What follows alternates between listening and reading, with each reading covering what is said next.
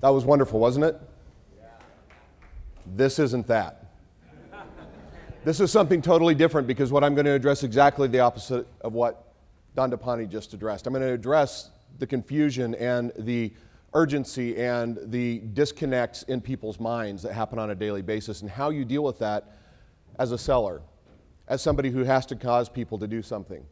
So the interesting thing that you have to know is simply this, that people are distracted constantly. They're more distracted than they ever have been because of all the things we've just talked about, Twitter, Facebook, LinkedIn, the number of people who stop by your office and interrupt you, the number of people who are talking to you on the phone, all of these things that happen on a daily basis, this is what we deal with all the time. And I'm going to talk to you about this from a different angle. So I'm an expert on persuasion. I've spent the last 30 years studying persuasion, and I came about studying persuasion probably in the same way that most of you came about learning your careers. I was raised in a cult from the time I was 6 until I was 16 years old, a very strict religious cult. This was not the religious cult. This was just before the religious cult. This was a Pentecostal church that we went to, snake handlers, poison drinkers. My mom decided that wasn't rigorous enough, that wasn't a clear enough path, so she started following a person named William Branham. They believed that he was the end-time prophet, the person who was bringing a message that would lead to the apocalypse, that would ultimately lead to a literal rapture, people all go to heaven.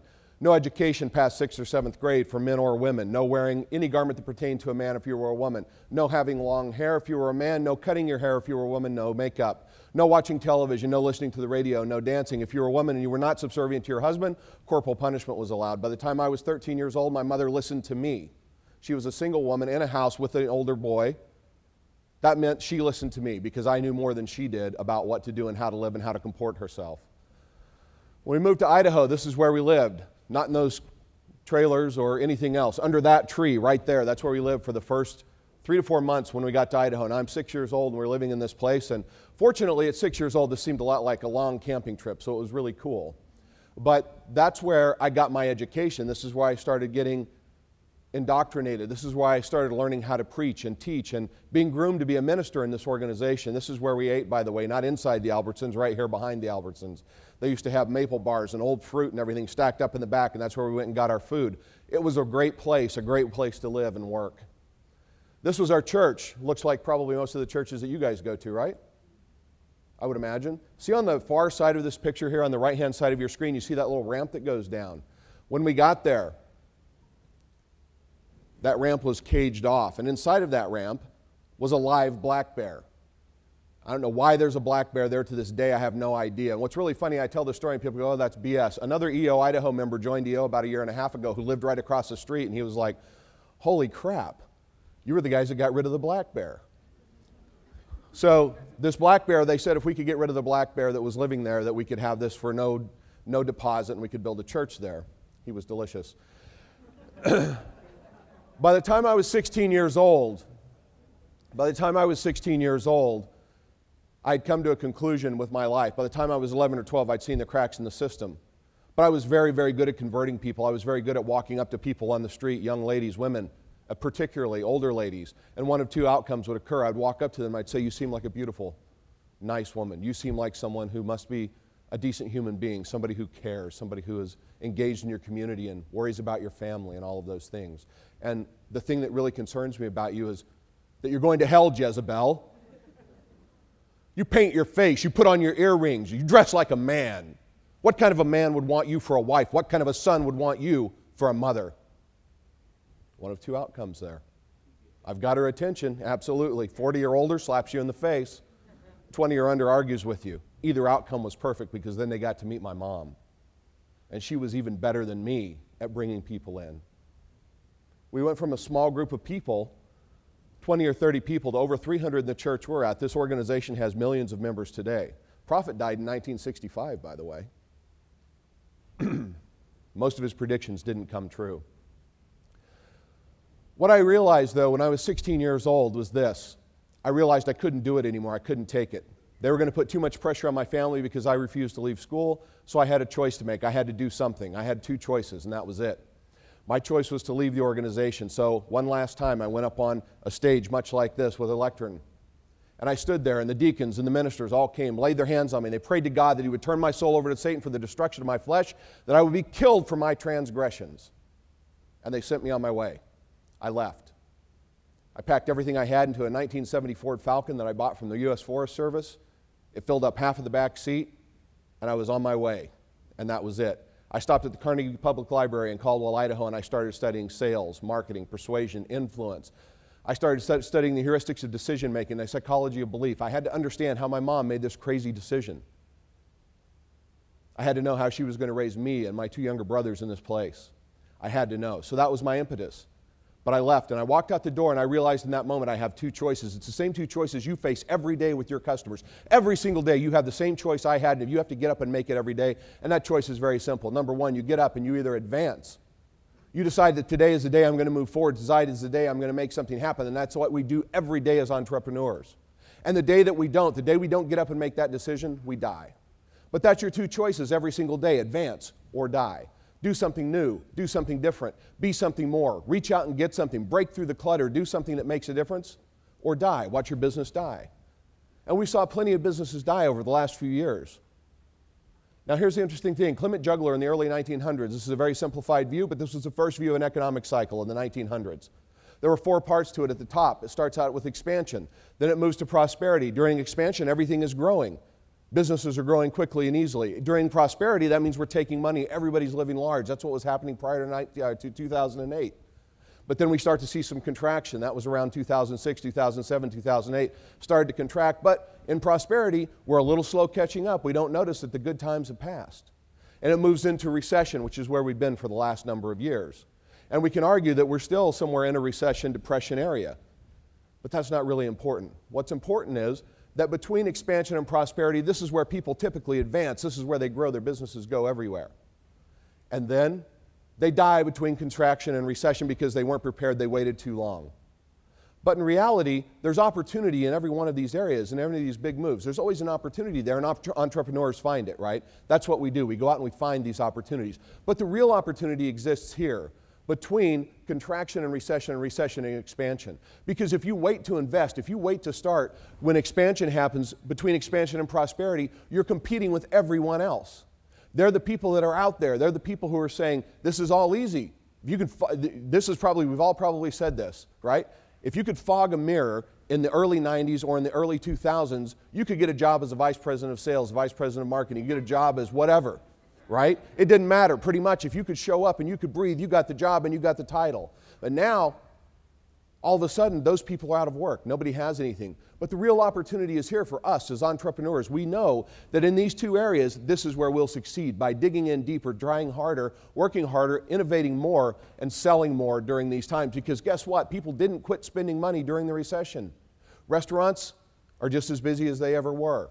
People do what it is they want to do. They buy what they want to buy, and they buy what they want to buy in their businesses as well. Notice I never said they buy what they need, because they don't. They buy what they want in their business. They'll find a way to justify it. They'll find a way to get it. But customers change, and here's the interesting thing, and this is what we're here really to talk about today, is how your customers have changed.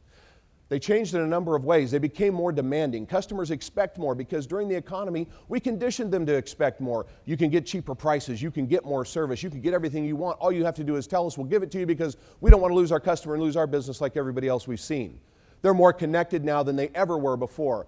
On this little phone right here, I can have any piece of information I want about you in about 30 seconds. I can find out where you went to school. I can know who your spouse is, who your ex-spouse is, last time you were arrested, last time you sang karaoke on stage. And some of you, oh my God, the videos I looked at this morning, that's priceless. So they're more educated, right? They know more about your product and service offerings than they ever have before because, again, they have access to it right in their pocket. They can find out what it means to outsource to India and what Perl is and what JavaScript is. They can find out what it means to hire an accountant and who they should hire instantly. They know more about the requirements than you do oftentimes. They become more skeptical because during the downturn, what happened is everybody was offering everything that was too good to be true. People lied, they cheated, they did whatever they could because they were in a position of trying to save themselves, of surviving. And as a result, people became more skeptical. And the two biggest trends in America today are minimalism and frugalism. People got smaller. If you start looking at one of the big trends in America right now, super small houses. Everybody went from McMansions, now they're narrowing down. They're trying to get smaller. All the way down to people building 300 square foot homes and living in those. I think that's a little bizarre because I'm pretty sure that my ass takes up more than 300 square feet, but that's just me. They're more frugal, right? They take more time and they think about what they're going to buy. They buy things that last longer. They make investments more carefully. These are how buyers have changed, and if you don't understand that and you're not reacting to it, you're going to miss out on the real opportunities that exist for you. They expect 3 things from you, 3 very important things. But before I tell you about the 3 important things, you have to recognize that they're easily distracted. They suffer from attentional bias. Emotionally salient stimuli in an environment causes people to move and change and think. When Don DePonte's talking about people's concentration shifting all the time, moving from thing to thing to thing, this is what happens. Facebook comes on, the phone rings, Twitter happens, somebody calls me, I know I have a meeting, I've got all these things going on, and our environment is not getting less like that, it's getting more. Media is pressed on us at a higher and higher basis. We ultimately have to make good decisions about how we're going to not worry about our attention, worry about our buyer's attention. How do we get to their attention? How do we get them to focus for just a minute? Because here's the thing, I have 17 minutes to tell you a story, to get you engaged, get you involved. You have just a few seconds to tell a story, to get your client's attention for just a few seconds and get them to listen for a few seconds more. Otherwise, I guarantee you something else is going to catch their attention. The first thing they want, though, is they want a story that they can tell and take part in. They don't want to hear features and benefits. They don't want to hear all of the things that you can tell them and talk about. This is a story. How many people here have a scarf that you wrap around your neck to stay warm in the wintertime? How many of you have a slow cloth scarf? Slow cloth scarves, try to say that 10 times fast, are made with no electricity. They're made from one single goat. They're shorn, it's hand carded, it's then hand dyed on top of a wood stove. It's then woven on a table loom in someone's home and turned into one of the most unique and beautiful scarves you've ever seen. They feel different, they act different, they warm you differently. Merino wool, pure 100%, made from Lily. Meet Lily. You can learn about her. She's quite different than Juan Valdez's trusty goat, right? This is where your scarf came from. Everything that you want to know about this scarf, everything you want to know about this goat is contained on a card and signed, handwritten. This scarf is different than the scarf you wear. This scarf will transform you. This scarf you will pass on to your children. This scarf you'll do something different with because there's a story to it. It's something you'll talk about. It's something that you will ultimately tell everyone else about. And that's how a brand is built, because you can take that story and tell it. You can remember it, that this goat Lily was responsible for the warmth around your neck at this given moment, and when people see it and admire it, they, just like you, want to know that story as well. And that's what your customers want. But we don't tell stories as business owners oftentimes. We don't do much of anything. We just say, this is what we do. I've asked 20, 30 people here, what do you do? And they tell me, all tell me the same thing. I'm an accountant. I sell this, I sell that. That doesn't tell me anything. Tell me a story, get me engaged, let me know what it is you do. Connect with me, just like I did with you in the beginning when I told you my story of where I came from and how I got involved in teaching this. Stories are green lizards. 1938, Selma, Alabama, Vance Vanders walks through a graveyard, comes in contact with a voodoo witch doctor. The voodoo witch doctor touches him and tells him, I've now put a curse on you. Vance Vanders goes home. For the next 6 months, he's plagued by a pain in his stomach. He can't get rid of it. There's no explanation. Finally, Dr. Drayton Doherty is called. Dr. Doherty comes in, examines him. There's no good reason for this. So he asks him more questions, and the wife mentions to him, by the way, he was in a graveyard, and the voodoo witch doctor put a curse on him. So Vance Vanders thinks about this for a minute. He says, okay. He goes home. He comes back the next day. He comes back with a medical bag. When he gets there, he simply says this, I went to the graveyard last night, found the witch doctor, and here's what I did. I threatened him with his life. I told him I would kill him if he did not tell me what he'd done to you and how to cure it. And he said that he had implanted a lizard inside your stomach and it was eating you from the inside out. Vance Vanders says that makes sense. That's exactly what it feels like. Oh my God, you're right. The doctor gives him a shot of a heavy emetic, and emetic makes you throw up very hard, right? Vance Vanders throws up for about 20 minutes. While he's throwing up, while everybody's paying attention to that, Dr. Drayton reaches inside of his bag, pulls out a green lizard and says, here it is. Here's the thing that's been plaguing you. Vance Vanders goes to sleep, wakes up the next morning, eats a healthy breakfast to be not plagued again. Your beliefs are your behaviors, and your behaviors are your beliefs. And that's the truth of your client as well. You have to give people a real reason to believe in what you're saying. If you don't give them a reason to believe, there is no possible reason that they're ever going to do business with you, choose you, or do anything different. You have to focus on that compelling reason to believe. You want to sell more? You meet your clients where their beliefs are. You tell them the story that they can believe in. You demonstrate it with testimonials. You show them by delivering proof. And when you do that, they respond. You need to give them an experience they can't forget. That experience they can't forget has to be something memorable, something that will transform them, something that will remind them. When we talk about culture in our organizations, it's often that culture that they will believe in, that they will love. You've got to give them an experience that they can't forget. Think about how you deliver that experience. Earlier today, I was talking to everyone here, and I was asking, what are the challenges you have? Because we see what we do with sales and what we do with challenges, we build barricades and blocks around ourselves all the time. So here's some of the things that challenge you. Feature creep, customer acquisition, finding the right people, need money to hire the right people, need to cut through the noise to be heard, not enough time to sell, time, overwhelm, money, people, blocks. We start building these walls, and inside these walls we can't see anything. We get them up over our head. We can't do anything with it, but here's the thing. You have to use your head in order to move forward, because if you don't use your head and you don't get inside your clients' heads, guess what happens? Absolutely nothing. You don't advance, you die. Number one, prime your clients. Priming is constantly providing information or stimulants that influences near-term thoughts and actions. You have to constantly be engaging them, giving them a reason to think about you. Priming also increases the speed at which the second related item is recognized. Number two, emotional arousal. Emotional arousal happens when the body releases chemicals into the brain, and they act to stimulate emotions. They reduce cortical functioning and conscious control. If you get people emotionally involved, they engage. Emotionally involved people do things. Not emotionally engaged people analyze. They wait. They take too much time. Emotional arousal is a process, meaning it happens in a sequence over time. The Zeigarnik effect. This is very powerful. People are more likely to remember that which is incomplete or interrupted or unfinished. When you're telling someone a story, stop. Leave a cliffhanger. Come back to it. When you do, they pull in. They want to know more. They can't wait.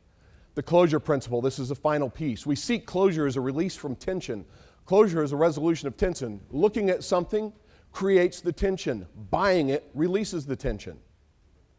And that's what we want to do. We want to help facilitate that sense of completion. Here's the thing. The government won't save you. It won't save the economy. It won't save your business. Only you will.